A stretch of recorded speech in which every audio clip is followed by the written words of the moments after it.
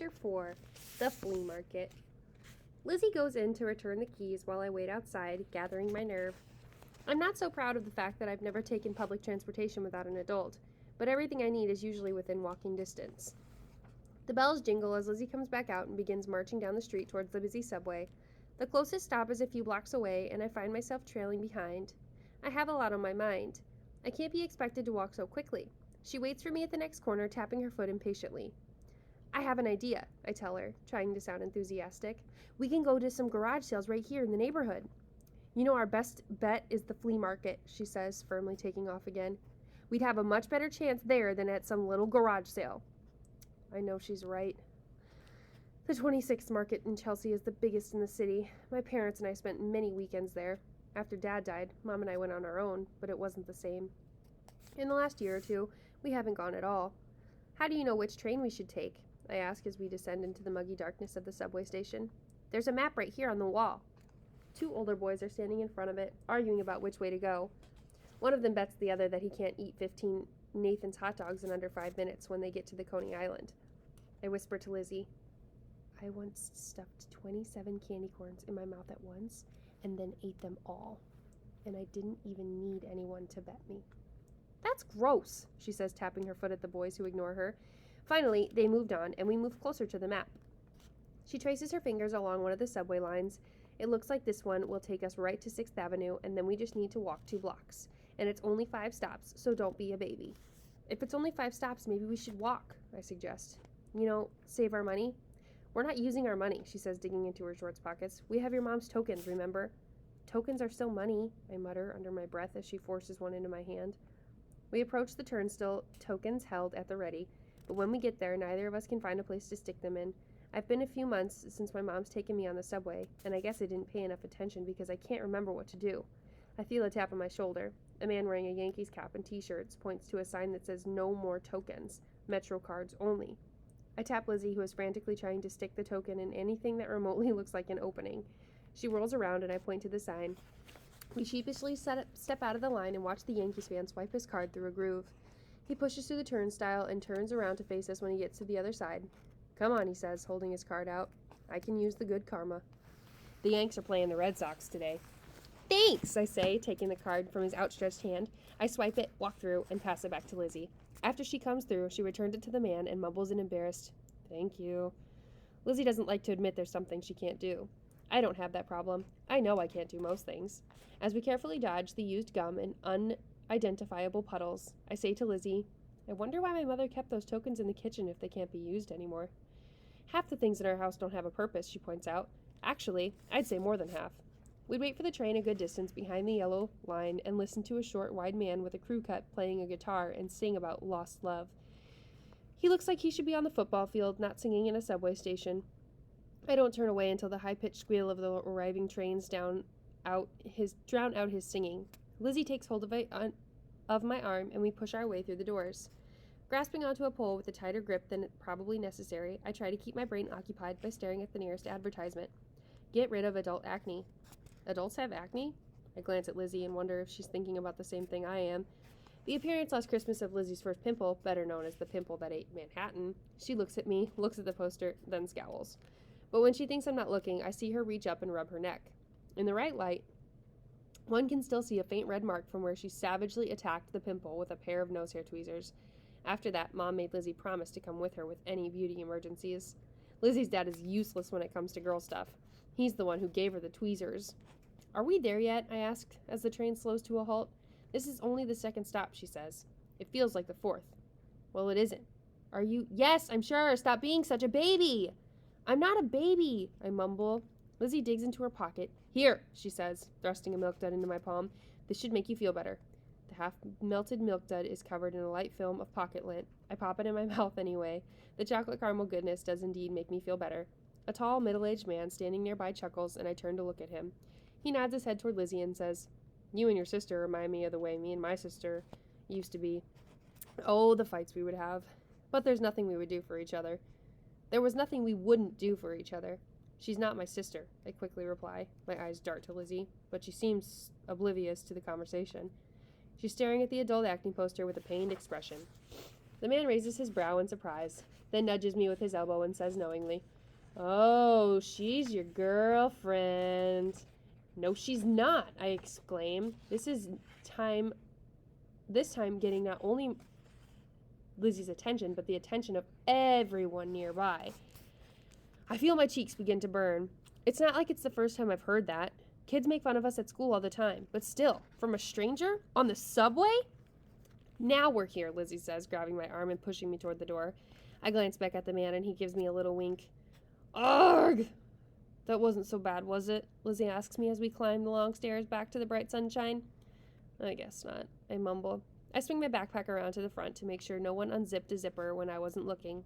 That guy might have been trying to distract me while his accomplice went into my bag. I check all my pockets, but everything is safe and sound, including the pack of Razzles I forgot was in there, which is always a nice surprise. The flea market is basically two big parking lots that get taken over every weekend by all types of vendors. It's very crowded and smells like a combination of boiled hot dogs and sweat. And not the good, peanut butter kind of sweat. Even though this used to be a home away from home for me, I stick close to Lizzie. It takes a while for us to wind our way past the section of artists selling their crafts so we can get to the secondhand section. It's so strange being here without either of my parents or Aunt Judy. Mom and Aunt Judy are equal opportunity flea market shoppers. Not Dad. He always went straight for the secondhand stuff, also known as the junk. The junk section is where I feel at home, since after all, most of my home started out on these sidewalks. One of Dad's favorite quotes was, "One man's trash is another man's treasure." Every time he said that, Lizzie used to whisper, "One man's trash is another man's trash," but never loud enough for Dad to hear. Whenever Dad found something he considered a treasure, he'd do a little dance right there on the sidewalk. People would laugh, and I would be embarrassed. I don't see anyone dancing today. We walk past vendors selling used clothing, children's toys, old Life and National Geographic magazines, and rare comics and slipcovers. My legs slow of their own accord when we pass the comics, and Lizzie has to push me forward. I don't see anyone with stamps, but there's a table of old postcards that my mom would love. There aren't any dogs in tutus, so we choose one with a lady sitting in a museum staring at a painting. Except it's not a painting, it's a mirror. It's just strange enough that Mom will love it and will hopefully forgive my recent transactions. Plus, it costs only a dime. As the woman slips the card into a small bag for me, I turn to Lizzie and ask, "Did you know when you look in the mirror, you're actually seeing a slightly younger version of yourself?" "Is that so?" she mumbles, her eyes darting to the next table, which is piled high with cheap makeup that looks half used.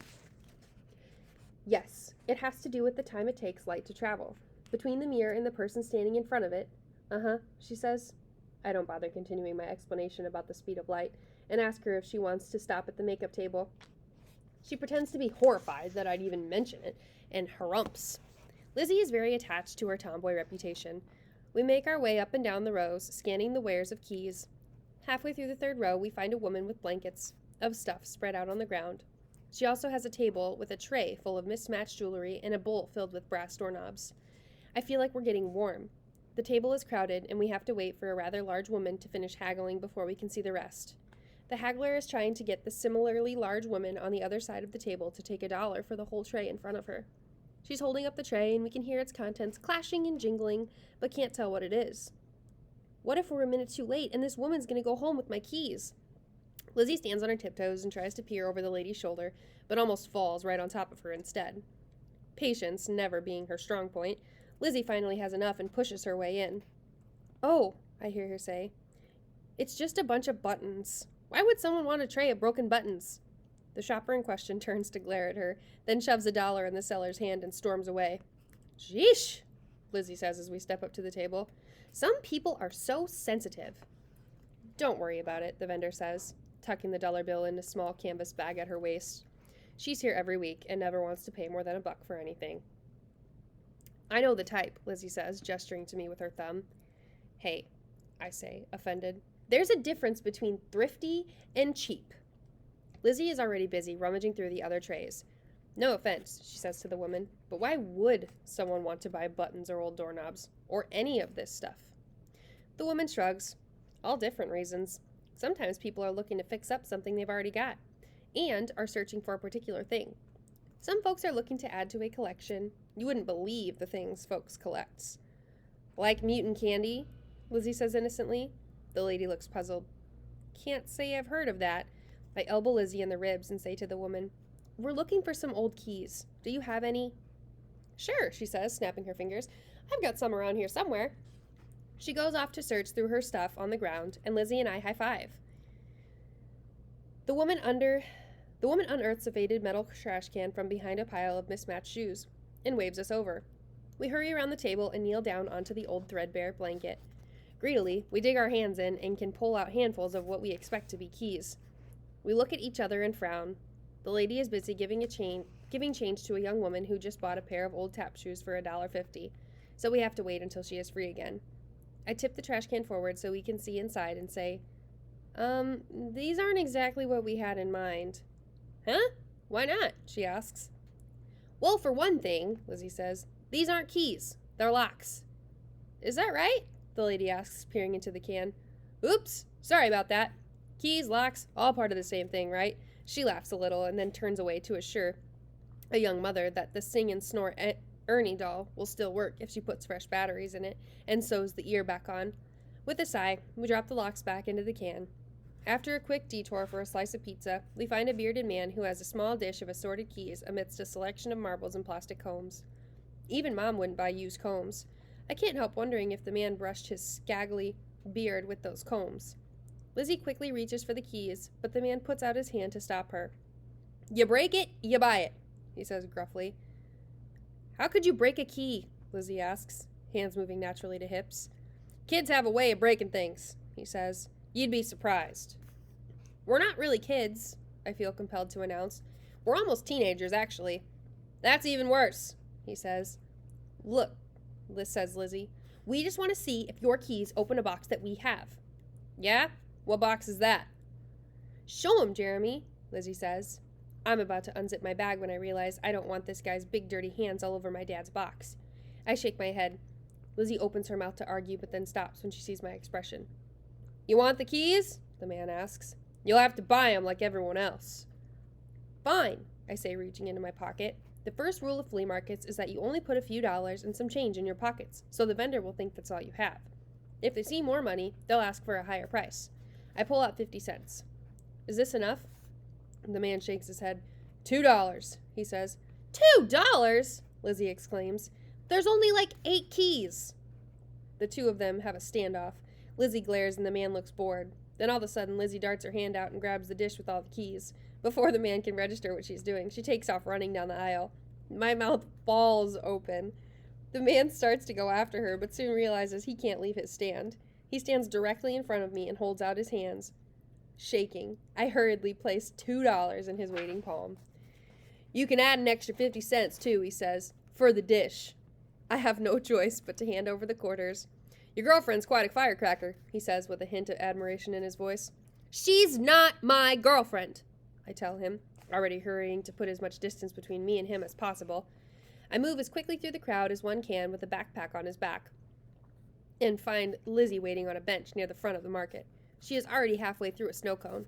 I sit down next to her and watch as the blue ice chips drip down her chin.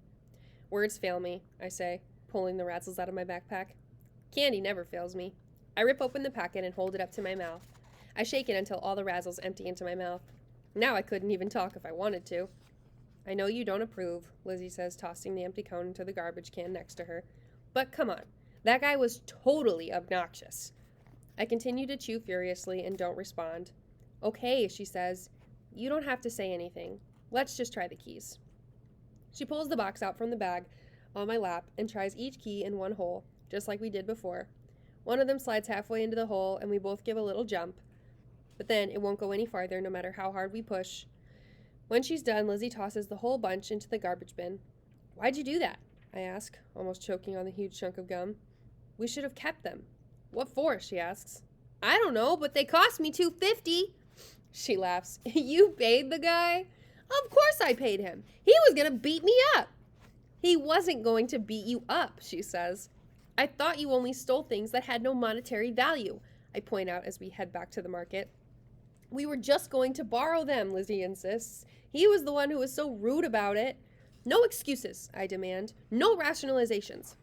Fine, she says. Let's just keep going. I pause to spit out my gum into the garbage can. Razzles lose their favor pathetically quick. We don't speak to each other as we scour the booths. We continue to find people who have small jars of dishes, of keys, and if they don't let us try the keys for free, no one charges us more than a quarter. A girl with an NYU tank top and hoop earrings in her nose keeps turning up at the same booths and buying keys each time. At one point, she and I reach for the same key, and I pull back my hand. I turn to Lizzie and whisper, "Are you gonna ask her, or should I?" "I'll take her," Lizzie says and taps the girl on the shoulder. The girl turns around and raises an eyebrow at us. "What?" she asks. Lizzie points to the girl's nose ring and asks, "Does that hurt when you sneeze?" That wasn't a question. She was supposed to ask why the girl was buying so many keys. The girl stares at Lizzie and then shakes her head. "Why? You thinking of getting one?" she asks. "It would look good on you." "Really?" Lizzie says, clearly flattered, although I can't imagine why. Before she can get directions to the nearest piercing place, I step forward and ask, "Why are you buying so many keys?" The girl laughs. What are you guys, the flea market police?" "I'm doing an art project. I have about 100 keys so far," she boasts. "Sometimes I make jewelry out of them, too. See?" She moves her long black hair away from one ear. A tiny silver key dangles from a hook. "It's from my diary in 5th grade. "Cool," Lizzie and I say, because really, what else could we say? "Any more questions?" she asks, letting her hair fall back down over her ear. We shake our heads, and she turns back to the table and scoops up another dish full of keys. What if the keys to my dad's box are already a part of some art project? Or hanging from some girl's ear? Whatever happened to the good old days when all people wanted was keys to open locks? We reach the last block on the market when Lizzie stops short and grabs my arm. "Look!" I follow her gaze to an entire table with what looks like different types of keys and locks in clear plastic bins. We hurry over, jostling a customer or two out of the way. "This is key heaven. Small keys, long keys, fat keys, short keys, old rusted keys, shiny new keys. My eyes can't absorb all the bounty before us." "Where do we start?" I ask Lizzie in a daze. She just shakes her head, equally overwhelmed. An elderly couple sits behind the table on the matching rocking chairs. They look like they'd be more at home on rustic porch than in lower Manhattan. The male chunts on a pipe and seems unmoved by all the hustle and bustle going on around him. The woman waves a paper fan to try and cool off as she rocks ever so slowly back and forth. More energy than the resulting breeze generates. So really, you're just making yourself hotter. "What's that?" she says, cocking her ear toward me.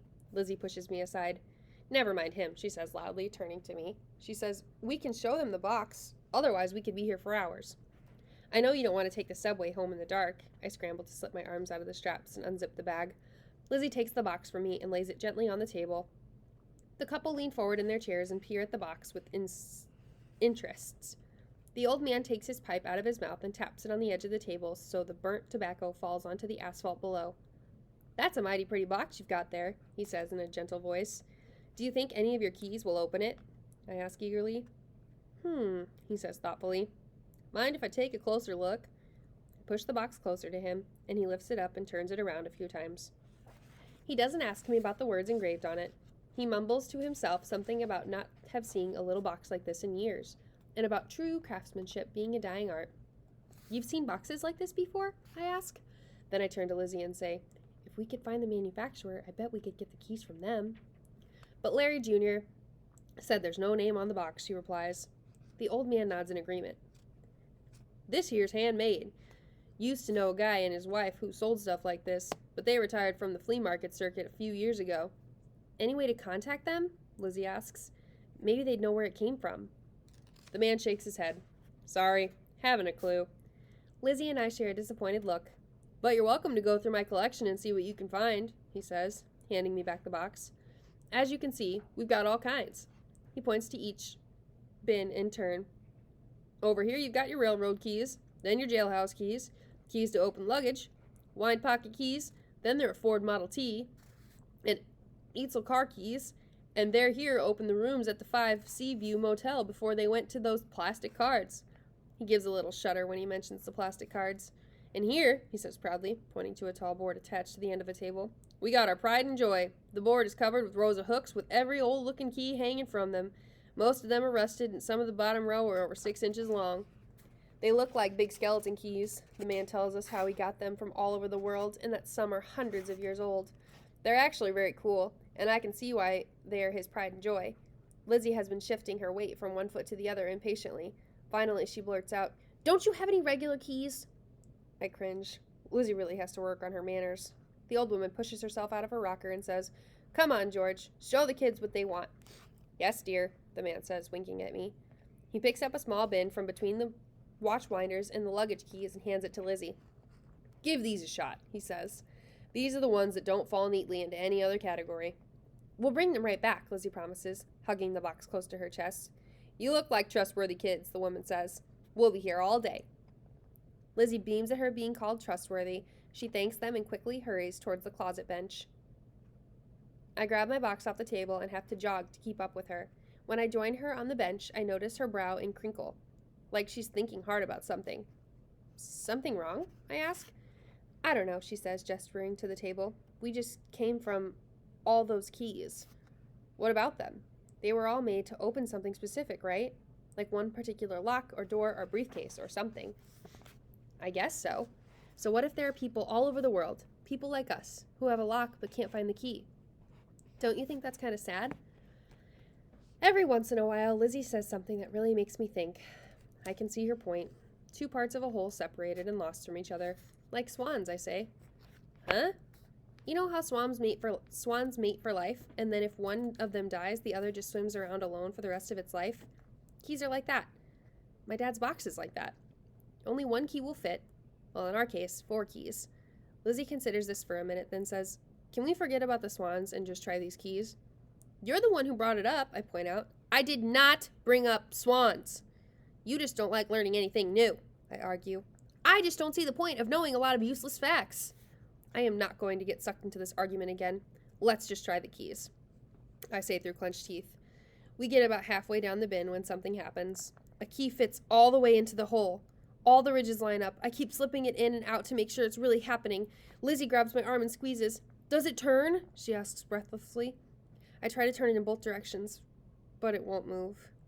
I shake my head and hand Lizzie the box. She tries a few times too before giving up and slipping the key into her pocket. "Let's keep going," she says, grabbing the next key from the bin. We don't have any more luck, but there is a new lift in our step as we walk back to the table.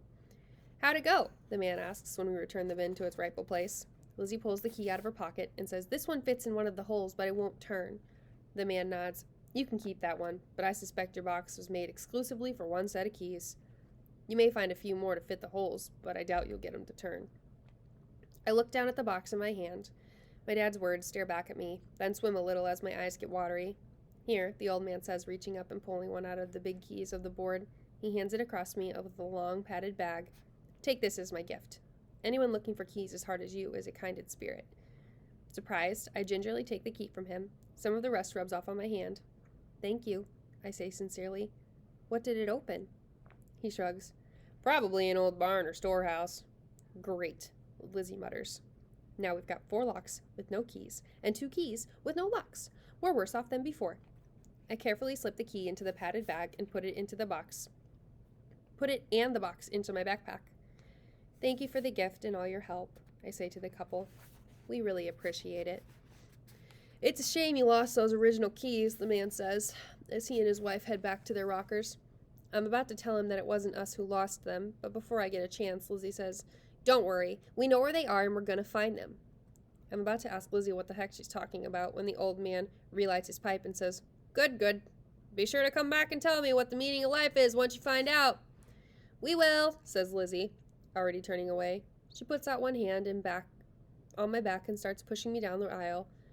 When we get far enough away, I ask, "Why did you tell him you know where the original keys are?" "Because we do," Lizzie replies, and that brings us to the next item on my chart, the one I hoped we wouldn't have to get to. A chill literally runs down my spine. Not a good sign in 80-degree weather. Hoping I don't sound as worried as I feel, I ask, "You wouldn't happen to have another milk dud in your pocket, would you?"